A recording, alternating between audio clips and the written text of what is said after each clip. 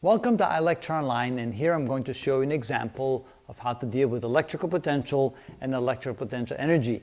And I'm going to show you how we derive the equation V equals kq over r that determines the potential near a charged object. And if the object is relatively small with the charge distributed over it and the distance away from the object is sufficiently far away, we can look at this as a point object. And so the potential is equal to kq over r. If the charge on the object is 20 microcoulombs and we're 10 meters away from that charge, what will be the potential? And so we say, well, that's equal to K, which is 9 times 10 to the 9th newtons meter squared per coulomb squared, times charge. Charge is 20 times 10 to the minus 6 coulombs. And the distance is 10 meters. So when we look at that, we have 10 to the 9, 10 to the minus 6, that's 10 to the third. 20 divided by 10 is 2. 2 times 9 is 18. That would be 18,000 volts.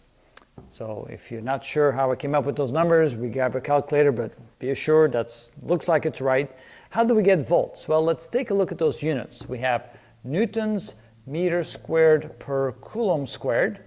Then we had coulombs, and then we had divided by meters. So this cancels out that, and this cancels out that. So we end up with Newton meters per coulomb. And a Newton meter is a joule per coulomb, and that happens to be the units of volts. Volts is joules per coulomb. It's work done to get a charge through the electric field divided by the size of the charge. So by definition, that's indeed volts. So the units seem to work out. But the question is, how did we come up with that equation in the first place? And let me explain how that works. The way we find out the potential near a charge, we can imagine that we put a little test charge way out there at infinity, and let's call that Q. And so you can imagine that you're so far away that the potential at Q is equal to 0. So V is equal to 0 at x equal infinity. So we're infinitely far away. The potential at that point is 0. You can imagine it feels no effect of the charge right there.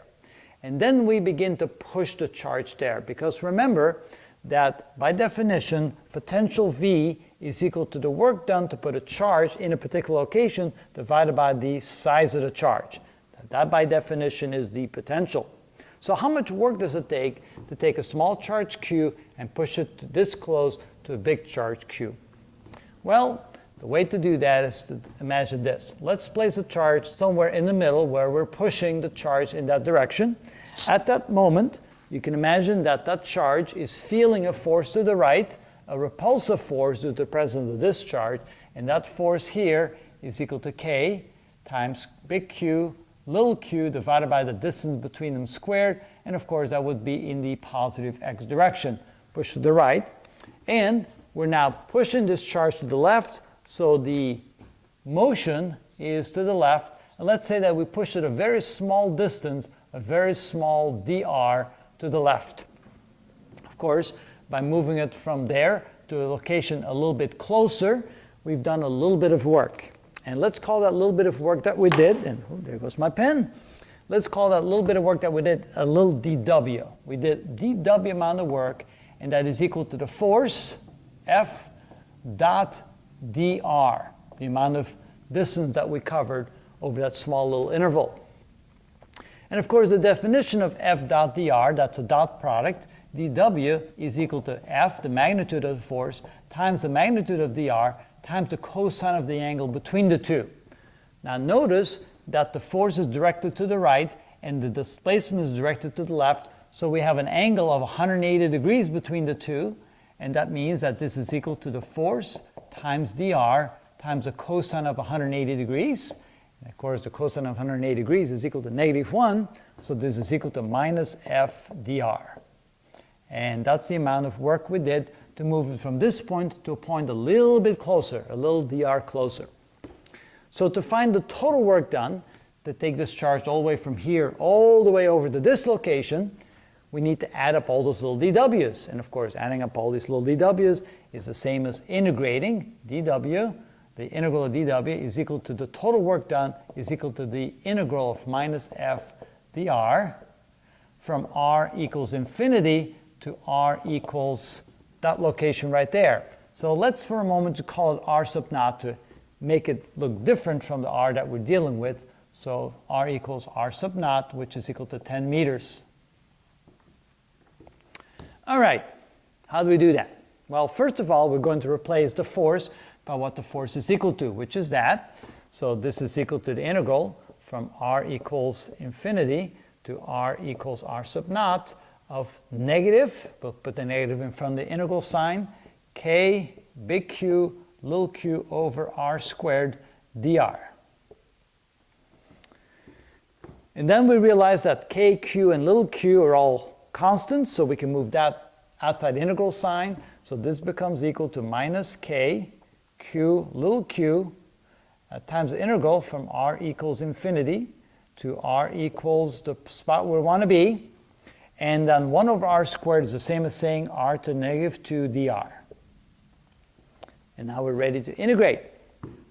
When we integrate r to negative 2 dr, we add 1 to the exponent and divide by the new exponent.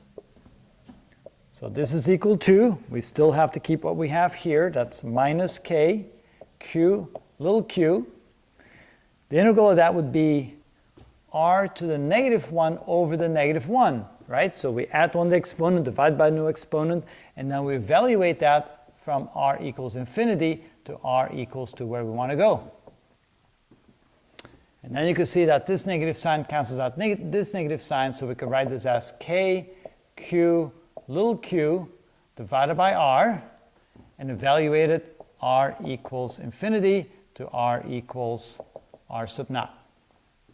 And now we plug in the upper limit and then subtract when we plug in the lower limit. So when we plug in the upper limit for r, we get k, q, little q over r sub naught, minus when we plug in the lower limit, which is k, q, little q over infinity. And of course, anything divided by infinity is equal to 0, so this term cancels out. That's just 0, and we're left with this. Now remember what we were trying to do. We were trying to figure out how much work it would take to take a charge q and bring it all the way within the vicinity of a charged object, big Q.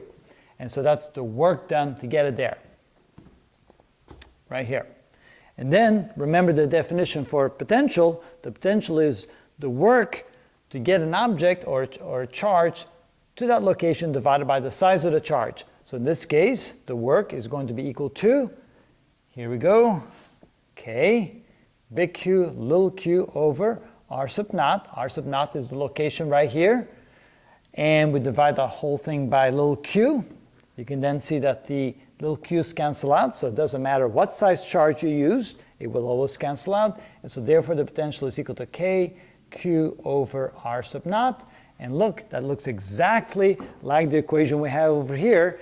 This is just any r. In this particular case, we're looking for r being equal to 10 meters. And that justifies us using this equation to find the potential of that location near the presence of a charged object. Okay, I hope that gives you a better insight in how we figure out the potential near a point object. And then in the next session, we're going to actually show you how to find the potential in the presence of multiple charged objects like that. Okay, good luck with this.